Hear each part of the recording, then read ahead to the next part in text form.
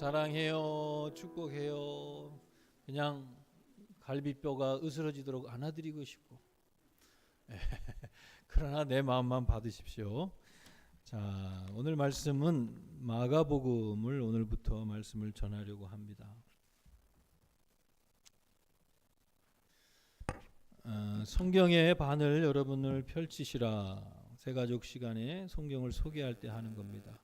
여러분, 우리가 가진 여러분이 요즘은 뭐 성경책도 안 들고 다니잖아요. 다 보여주니까 너무 서비스를 잘해줘 갖고 성경책 찬송가를 띄고 성경의 신구약 앞뒤를 양손으로 잡고 가운데를 펼쳐보세요. 그래요.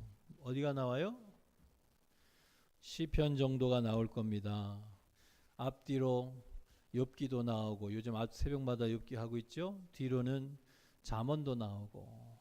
그런데 또 뒤쪽 반의 반을 펴보세요. 여러분, 새가족들에게 소개하면 어디가 나와요? 신약의 첫 부분이나 구약의 끝부분. 왜 이렇게 하느냐면 성경은 반을 피니까 신약이 나오더라. 그러면 구약과 신약은 3대 1의 분량이다. 그런 것을 감을 잡을 수 있죠. 그 다음에 하루에 구약은 3장, 신약은 1장씩을 읽게 되면, 꾸준히 통독하다 보면 1년에 1독을 하게 됩니다. 그래서 그 정도 분량이 우리가 신앙의 텍스트로 삼는 성경이구나, 체감하라고 그렇게 얘기해 드립니다. 자, 신약의 첫 부분은 복음서라 그래요. 첫 4권이죠. 사복음서라 그럽니다. 사복음서. 마태, 마가, 누가, 요한복음 사복음서라 그러는데 왜 복음서냐? 복된 소리라는 거예요. 복된 소리. 영어로는 이 복음서가 가스펠인데 굿이라는 단어와 스펠이라고 하는 단어가 합쳐진 거예요. 좋은 소리예요. 좋은 소리. 그래서 굿뉴스, 좋은 소식, 한자어로는 복음이라고 쓰여지게 된 거예요. 복음입니다. 무엇이 복음입니까? 예수 그리스도에 대한 소식이 복음이에요. 자, 그래서 4권은 복음서라 그러는데 복음서들마다 비슷하긴 하지만 가장 이 4개의 복음서 중에 두 번째 책인 마가복음, 오늘부터 우리가 보게 되는 마가복음은 4복음서 중에 가장 짧은 책이에요. 마태복음은 28장, 마가복음은 저렇게 16장, 누가복음은 24장, 요한복음은 21장. 여러분, 1시간에 앉아서 읽으면 1시간 반 내지 2시간이면 통독합니다. 그래서 성경을 소개하는 것 중에 복음서 중에 한 권을 잡고요, 한 자리에서 1시간 반이나 2시간 그냥 소설책 읽듯이 읽어보세요. 왜? 예수 믿는다고, 예수님을 따르겠다고 교회 왔는데 우리의 신앙의 대상인, 우리가 따라야 한 우리의 리더, 우리는 팔로워, 리더가 누군지는 감을 잡으라. 그래서 복음서 중에 하나를 잡고 읽으라고 새신자들에게, 새가족에게 소개해드립니다. 자, 그러면은 마가복음은 가장 짧아요. 그러면 전해주는 소식의 분량이 작겠지요? 가장 심플하고 단순하게 우리에게 예수님에 대하여 전해줍니다. 그래서 많이 길게 얘기하지 않아요. 빠르고 담백한 문체로 우리에게 전해준다. 심플하게 예수님에 대하여 알려줍니다. 그래서 다른 복음서에 담겨있는 많은 내용이 빠져 있어요. 사실은 마가복음은 4복음서 중에 가장 먼저 기록되고, 혹시 다른 마태나 요한이나 누가나 자기들이 또 다른 이름으로 복음서를, 자기의 이름으로 복음서를 예수에 대하여 소개하려고 쓸 때 참조한 원형, 오리지널 텍스트가 아닐까라고 추정되는 거예요. 그러니까 가장 초기의 복음에 가깝다, 이렇게 볼 수가 있겠죠. 오늘부터 마가복음을 이어가며 말씀을 설교할 것입니다. 자, 오늘 마가복음 1장 1절은 이렇게 시작되고 있어요. 하나님의 아들 예수 그리스도 복음의 시작이다. 복된 소식인데, 굿 뉴스인데, 뭐가 굿 뉴스냐? 예수님에 관한 소식이 굿 뉴스예요. 그런데 저 말을 다시 얘기하자면 뭐예요? 예수는 하나님의 아들이고 그리스도시다. 이렇게 예수님에 대하여 예수는 하나님의 아들이고 그리스도시다라고 우리에게 알려주는 것, 이게 바로 복음이에요. 이게 복음의 내용입니다. 자, 그리스도라고 하는 말은 예수님의 이름은 아닙니다. 별명이에요. 별명. 헬란 말로 크리스투스고요. 히브리어로는 메사이아, 메시아입니다. 메시아.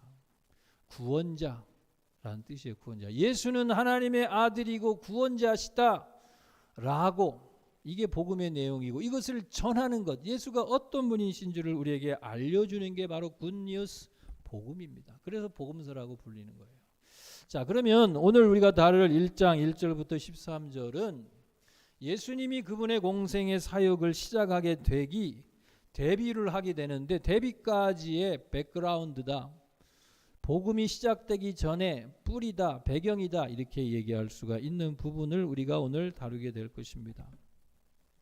자, 그러면은 예수님께서 그분이 개인으로서의 삶을 사생활이라고 할 수 있겠죠. 그런데 오늘 공생애라고 하는 거는요, 공적인 삶, 개인의 삶이 아니라 인류 구원의 하나님의 사명을 완성하는 차원의 공적인 삶을 우리는 일컬어서 공생애라고 이름 붙여요. 예수님의 공생애. 예수님께서 이 공생애 사역을 시작합니다. 론칭하는 거예요. 데뷔하는 거예요. 여기에 가장 중요한 관련 인물이 누구냐? 세례 요한이에요. 세례 요한은 존 더 베프티스트, 영어로는 그러죠. 이름이 세례가 아니에요.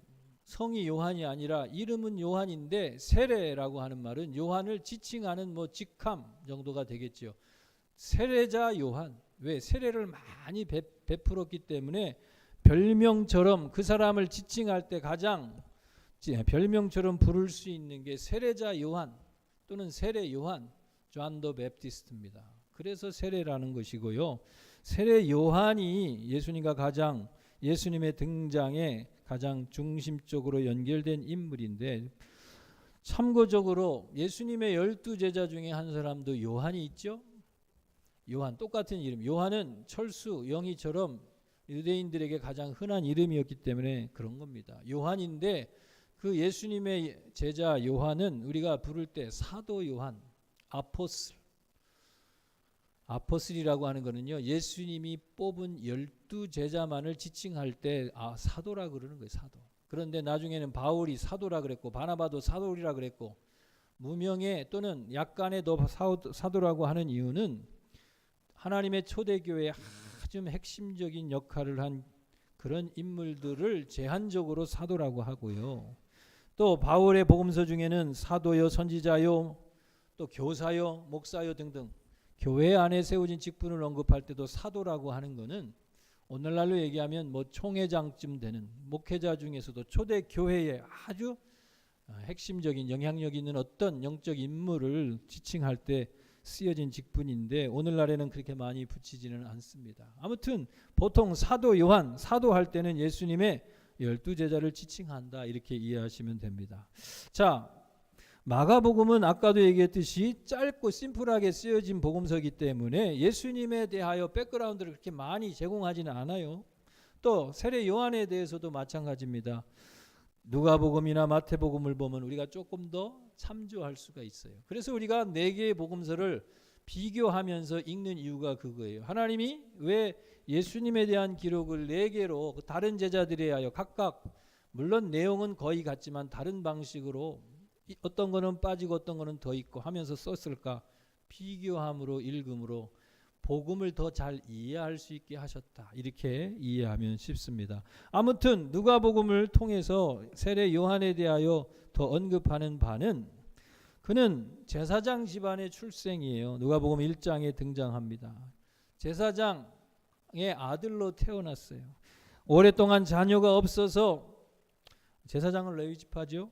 아버지가 성망이를 돌보는 중에 천사가 나타납니다. 가브리엘 천사가 나타나서 아들을 낳게 될 것이고 요한이라고 이름을 지어줘라. 그리고 나시린처럼 어릴 때부터 구별하며 살게 될 것이다라고 수태고지입니다. 천사의 수태고지를 받아요. 그런데 어찌 나이든 자가 아기를 가지리요?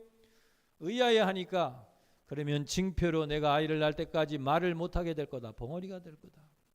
그래서 성막일 돌보고 나오니까 벙어리가 됐어요. 아무튼 그 일로 아내 엘리자벳이 아이를 임신하고 낳고 8일 만에 할례를 받으러 와서 이름을 호적 신고라고 볼 수 있겠죠. 장명하게 되는데 보통 유대인들은 조상의 이름을 따라, 우리도 이름에 돌림자가 있잖아요. 그죠? 조상의 이름을 따라 이름을 짓는 전통이 있지만 천사가 고지한 대로 요한이라고 이름을 붙여서 다들 의아해하게 되는데 그 이후로 입이 풀려서 비로소 말하게 됐다라고 하는 그런 숨겨진 배경의 이야기가 누가복음에는 언급되고 있습니다. 특이한 것은요. 자, 어때요? 제사장의 자녀로 태어난다는 것은 그 당시에 특권층이에요. 가만히 있으면 엘리트 코스를 받고 제사장 교육을 받고 아버지가 하던 대로 구별된 사람들에게만 허용되는 제사장의 업무를, 직무를 감당할 수 있는, 우리로 얘기하면 아주 보장된 안정적인 코스가, 자신의 진로가 보장되어 있었다는 거예요. 그런데 오늘 성경 말씀을 통해 보면요, 누가복음 1장 60절에 보면은 어릴 때부터 광야에서 자라났다. 왜 그랬을까요? 그 아버지는 제사장인데. 왜 그랬을까요? 이미 아버지는요, 제사장이지만 아주 경건하고 의로운 사람이었어요. 그래서 하나님이 그에게 특별히 은혜를 주신 겁니다. 천사가 고지한 것처럼 아들의 이름도 또 구별된 삶을 살 것도 얘기했지만 성경에는 다 기록되지 않았지만 아마도 광야에서 정해진 정규 교육이 아니라 다른 방식으로 키우라고 분부가 있지 않았을까 생각됩니다. 오늘날로 얘기하면 명문대학 장학금으로도 다 보장됐는데 다 포기하고 홈스쿨링 한 거예요. 독학한 거예요. 검정고시 보겠다고 나선 거예요. 성경에는요, 바리새파나 사두개파, 유대인들의 분파들이 언급되는데요, 역사적인 연구를 통해 보면은요, 당시에는 광야에서 공동체를 이루고요, 자기들끼리 절제와 금욕으로 살아가는 경건한 공동체들이 있었다는 거예요. 역사적인 유적들을 분석해 보면 아마도 요한은 이런 공동체에 위탁되어서 왜 하나님을 더 깊이 추구하는 경건한 사람으로 교육하기 위하여 길러졌을 것이라고 생각이 들고요. 자, 요한이 어린 나이에 뭐 자기가 원한다고 가겠어요? 부모가 그렇게 허락했기 때문에, 또는 부모가 그렇게 환경을 만들었기 때문에 가능하겠죠. 그러니까 그 부모가 더 위대한 거예요. 제사장으로서 자기는 정해진, 그리고 세상에서 존경받는 안정된 삶을 보장받는 직업으로, 직분으로 살아갈 수 있지만 자기 자녀도 당연히 보장받지만 하나님의 말씀의 뜻을 따라 세상과는 다른 삶, 욕망을 추구하는 사람이 아니라, 성공 지향의 삶이 아니라 하나님을 지향하는 삶으로 자녀를 키워내도록 위탁했다는 게 얼마나 대단한 거예요. 우리의 자녀도 내 것이 아니에요. 하나님이 원하신다면 내 자녀도 그렇게 맡길 수 있겠어요? 명문대에 보내는 게 내 목표입니까? 하나님이 어린 나이지만 다르게 키우라. 오늘날에는 학교 공교육들이 자꾸 하나님의 말씀의 원리와 어긋나니까 홈스쿨링 하는 사람들도 많이 생겨요. 미국에는 홈스쿨링 크리스찬들이. 아유, 그래갖고 교육이 되겠어? 도전이지만 책임도 크죠. 하나님이 원하신다면 그렇게 할 용의가 있으십니까? 요한은 그런 가정에서 태어났고 그렇게 자라났습니다. 아무튼 전통적인 교육과정을 따르지 않는 게 쉬운 일은 아닐 것인데 광야에서 요한은 자라납니다. 자, 그의 용모를 보세요. 복장은 낙타 털옷을 입고요, 음식은 메뚜기와 석청을 입었다. 먹고 입었습니다. 나는 자연인이다에 출연하는 사람이 멋지십니까? 아마 행색이 그런 사람일 거예요. 메뚜기와 석청은 요즘은 없어서 못 먹고 다이어트 하는 사람이 자연식단 조정하느라고 먹을지 모르지만 그 당시는 밥을 해 먹을 거, 뭐 사서 먹을 거, 길러 먹을 게 없으니까 주변에 널린 거 주워 먹은 거예요. 먹고 입고 사는데 큰 의미를 두지 않고 소막하고 단순한 삶을 살았다는 거예요. 경건한 삶을 위하여. 이것이지요. 뭐 다이어트 했다는 게 우리가 받을 교훈이 아닙니다. 자, 그는 백성들에게 세속적인 삶을 돌이켜서 경건을 회복하라고 촉구했어요. 그리고 변화된 삶의 표시로 세례를 받으라고 촉구했습니다. 세례는 세례 요한에 의해서 시작된 건 아니에요. 역시 역사적인 여러 가지 연구를 통해서요, 예수님 당시에 세례 요한 이전에도 이미 이 경건한 공동체에서 새로운 삶을 결단하는 표시로 세례를 행했다는 거예요. 물속에 들어갔다 나오는 거듭남의 표시로서. 아무튼 세례를 촉구했어요. 변화된 삶을 살으라는 결단을 촉구한 겁니다. 자, 세례와 회개를 촉구하면서 또 다른 메시지는 뭐예요? 자기 뒤에 오실 약속된 그분에 대한 예고. 그게 바로 세례 요한의 주요 메시지였던 거예요. 자기는 비록 물로 세례를 주지만 내 뒤에 오실 그분은 성령으로 세례를 주실 분이라고 메인 주인공에 대하여 예고하는 게 세례 요한의 큰 메시지였던 거예요. 드디어 예수께서 그에게 나와서 세례를 받게 될 때에 요한은 하늘로부터 그런 음성과 시각적인 특이한 일을 보게 되죠. 이는 내 사랑하는 아들이요 내 기뻐하는 자다는 하늘의 음성, 그리고 성령이 비둘기같이 그 머리 위에 임하는 것을 봤어요. 그래서 그분이 그것을 보거든 하나님이 약속된 것을 알라고 미리 예고하셨기 때문에 예수님인 줄을 알아차렸습니다. 마태복음에는 세례를 받으러 왔지만 세례 요한이 내가 당신에게 세례를 받아야 할 판인데 나에게 세례를 받으려 합니까? 만류할 때 이같이 하여 모든 의를 이루는 게 합당하다고 예수님이 설득해서 세례 요한에게 세례를 받았어요. 이로써 세례를 받음으로 예수님은 이제 자기 개인의 삶을 포기하고 공생의 인류 구원의 사역을 하러 나서게 되는 거예요. 세례 요한은 예수님이 다니시는 걸 보고서는 보라 하나님의 어린 양이로다 선포합니다. 많은 사람들에게 예수님을 소개시키고 알리는 게 세례 요한의 직무였어요. 그는 자신의 직무에 충실했습니다. 심지어 그의 요한을 따르던 제자들 가운데도 그 세례 요한의 증언을 통해 예수님의 제자가 된 자가 있어요. 요한이나 안드레로 추정됩니다. 이처럼 세례 요한은 세속적인 삶을 버리고 또 하나님의 나라를 대망한다는 점에서 예수님과 같은 사실은 메시지였어요. 그래서 예수님이 그분의 공생의 사역이 잘 연착륙할 수 있도록 미리 길을 준비했다. 그래서 주의 길을 준비하는 자의 소리예요. 광야에 외치는 소리라고 하는 구약의 예언대로 그는 충실하게 그의 사역을 했던 것입니다. 예수님의 사역이 마침내 시작하게 되는데 특히 준비하는 자로서의 세례 요한의 사역의 의미가 오늘 우리에게 주시는 메시지는 무엇일까 하는 것을 통해 우리에게 주시는 말씀으로 잘 들으시기를 바랍니다. 첫 번째는요, 하나님의 말씀은 반드시 성취된다는 거예요.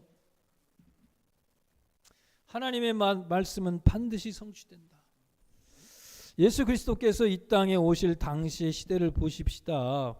구약 성서의 이야기는요, 어떻게 마무리되고 있어요? 북이스라엘은 먼저 망하고 유다 왕국이 조금 더 유지되다가 바벨론에 망하고요, 바벨론의 포로로 끌려갔다가 페르시아라고 하는 제국으로 바뀐 후에 유대인들은 돌아가라 귀한 영이 내려지고요, 그제서 포로된 70년 후에 조상의 땅이죠. 고국의 땅이라고 말할 수도 없을 거예요. 조상의 땅으로 돌아와서 정착하는데 성은 무너지고 성전은 회파됐습니다. 그래서 무너진 도성을 재건하고 성전을 재건하는 게 구약성서의 마지막 부분이에요. 역대하, 그렇죠. 에스라, 느헤미야, 에스더 역사서로는, 그 다음에 선지서들은 학개, 스가랴, 말라기, 이게 구약성경의 마지막입니다. 성경의 마지막 책인 말라기는 주전 430년경에 기록된 것으로 추정됩니다. 불순종하고 죄악길로 가는 이스라엘에 대한 경고들인데, 그런데 경고만이 아니라 하나님의 날, 하나님께서 다시 임하셔서 회복할 날에 대한 예언이 말라기의 주제입니다. 그런데 말라기가 활동한 주전 430년 또는 크게 잡아 400년 내 마지막 선지자가 온 이후로 예수님, 세례 요한이 올 때까지 약 400년 동안 예언자가 나타나질 않았어요. 하나님의 계시가 하나님의 백성들에게 임하질 않았어요. 하나님의 신탁이 멈춰버린 겁니다. 쉽게 얘기하면. 그래서 이때를 말라기를 끝으로 약 400년간 복음의 시대가 열릴 때까지를 신구약 중간기다.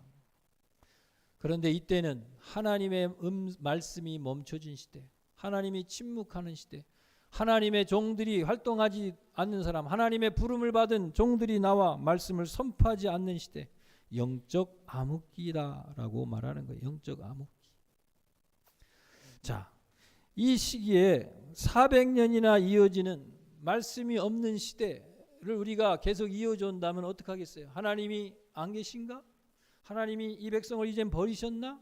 이제는 이 시대에 하나님의 음성을 듣는 경건한 사람은 다 끊쳐졌나? 암흑기죠. 이렇게 영적 침체가 수백 년 이어질 때 하나님의 역사하심에 대한 믿음이 과연 가능했을까요? 하나님의 백성은 이대로 소멸하고 버림받은 것인가? 하나님은 이 백성을 버렸나?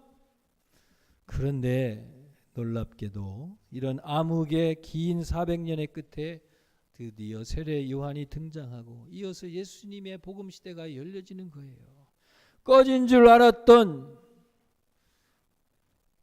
영혼의 불이 다시 소생하게 되는 겁니다. 그런데요, 세례 요한의 출현과 복음 시대의 출발이 우연히 나타난 것이 아니라 예고된 하나님의 약속이 그대로 하나님의 예고대로 이루어지게 되었다라는 사실이에요. 아까 앞에서도 말한 대로 구약 성경의 마지막 책은요 말라기입니다. 마지막 예언자인데 말라기의 메시지는 여호와께서 임하실 날입니다. 말라기 중에서도 제일 마지막 말씀 오늘 같이 한번 읽어보려고 합니다. 보라, 여호와의 크고 두려운 날이 이르기 전에 내가 선지자 엘리야를 너희에게 보내리니 그가 아버지의 마음을 자녀에게로 돌이키게 하고 자녀들의 마음을 그들의 아버지에게로 돌이키게 하리라. 돌이키지 아니하면 두렵건대 내가 와서 저주로 그 땅을 칠까 하노라 하시니라. 저게 구약 성경의 맨 마지막 말씀이에요. 하나님의 날이 임할 것인데 그날 이 백성들이 돌이켜 있지 않으면, 회복되어 있지 않으면 그날은 심판의 날, 재앙의 날이 될 것이다. 그런데 하나님은 은혜의 길을 미리 마련하십니다. 그날이 오기 전에 먼저 선지자 엘리야를 보낼 것이다. 말라기 3장에서는 하나님의 사자를 보낼 것이다. 그래서 아버지의 마음을 또는 자녀의 마음을 서로에게 돌이키게 하리라. 회복이죠. 돌이킨다는 게 회복이에요. 회개하는 것입니다. 아버지와 아들은요 가정을 회복하겠다는 단순한 의미가 아니에요. 하나님을 아버지로, 하나님의 백성을 자녀들로 비유 삼아 하나님을 불순종하고 죄에 빠졌던 하나님의 백성들이 회개하고 돌이켜 돌아오게 될 부흥을 말씀하시는 거예요. 세례 요한은 회개를 촉구하는 메시지를 선포했어요. 새로운 삶의 표시로 세례를 받으라고 촉구했어요. 예수님께서는 마태복음 11장에 보니까는요 이렇게 말라기야 또는 이사야에 예언되던 하나님이 보낼 사자,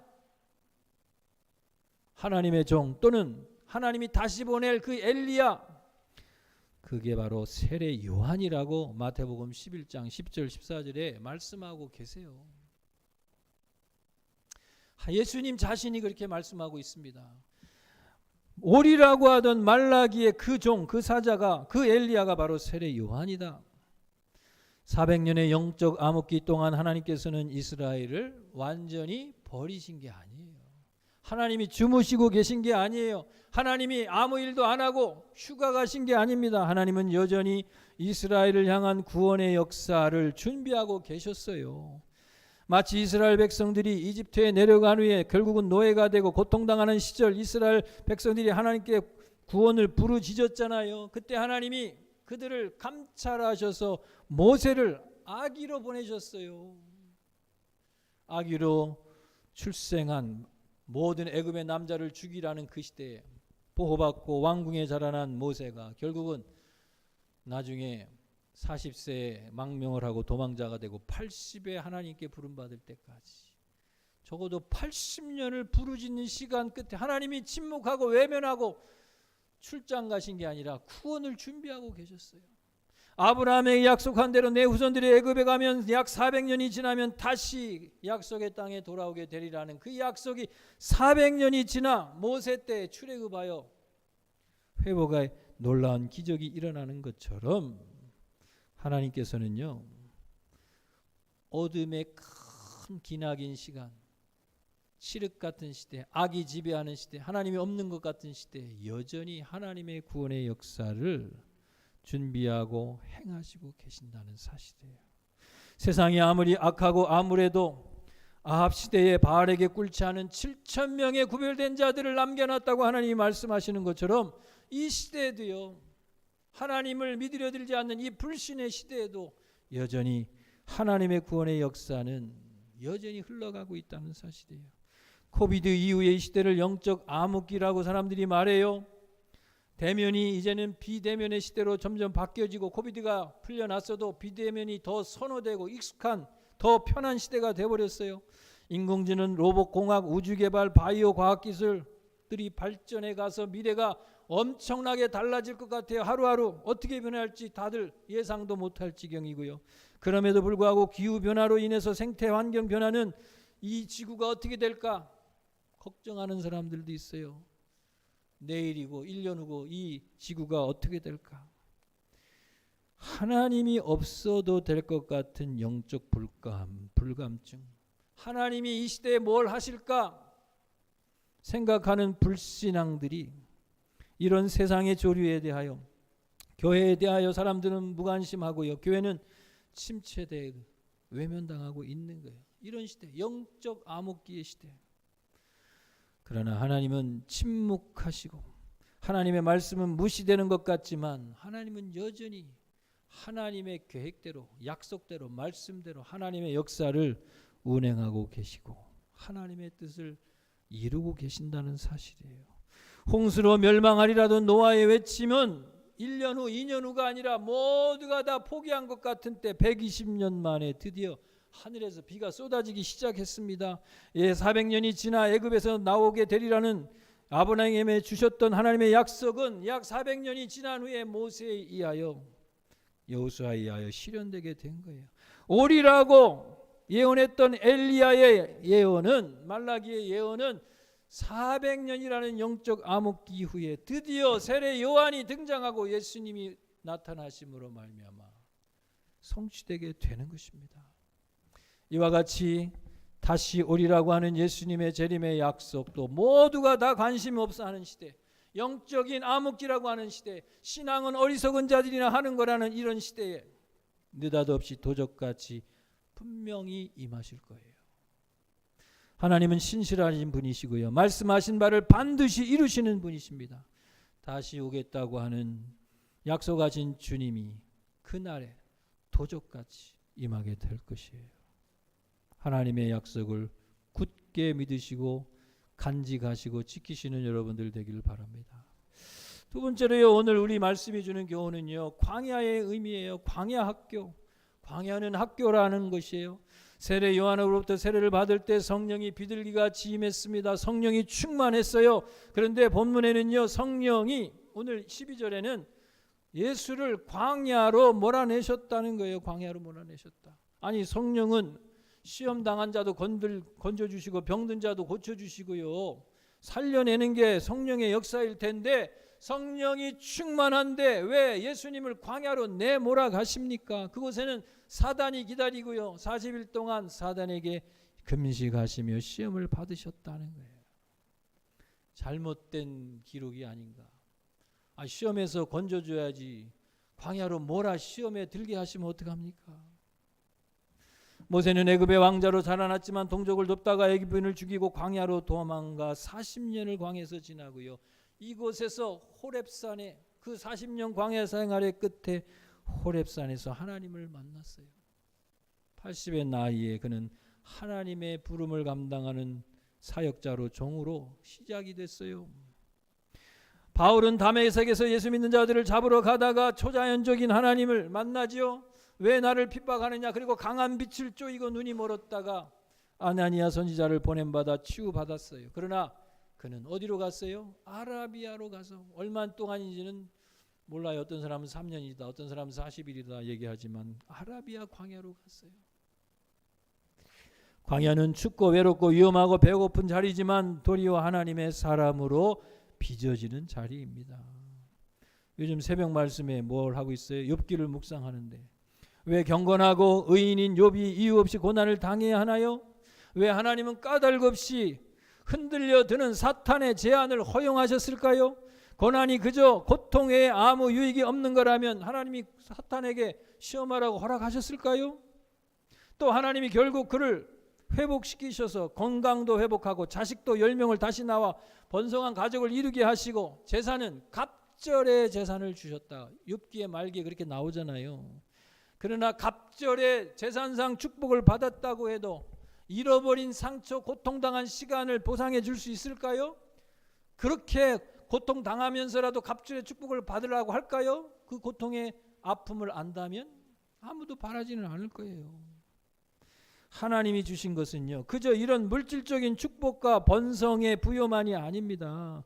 그는 고난으로부터 얻은 축복은요, 갑절의 축복만이 아니에요. 그것은 그렇게 중요하지 않아요. 그는 고난의 끝에 하나님을 만났어요. 하나님을. 육체 가운데서 하나님을, 고통 속에서 하나님을, 그리고 말도 많고 원망도 많았던 그런 내가 하나님 앞에서 죄를 고백하며 하나님 앞에 입을 닫겠습니다.